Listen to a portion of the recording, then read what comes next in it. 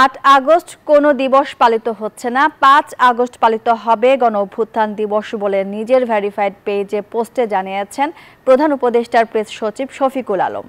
রোববার রাজধানীর তেজগাঁওয়ে প্রধান উপদেষ্টার কার্যালয়ে উপদেষ্টা পরিষদের বৈঠকে এমন সিদ্ধান্ত নেওয়া হয়েছে বলে জানিয়েছেন তিনি।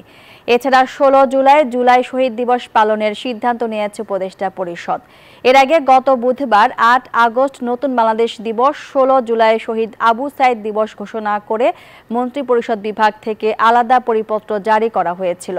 পরিপত্রে দিবসটিকে প্রতি বছর যথাযথ মর্যাদায় প্রতিপালন করতে সংশ্লিষ্ট সব মন্ত্রণালয়, বিভাগ ও সংস্থাকে অনুরোধ করা হয়েছিল। দিবসটি পালনের জন্য জাতীয় ও আন্তর্জাতিক দিবস পালন সংক্রান্ত মন্ত্রিপরিষদ বিভাগের পরিপত্রের খ শ্রেণীভুক্ত করা হয়েছিল, তবে আজ সেটি বাতিল হয়ে গেল।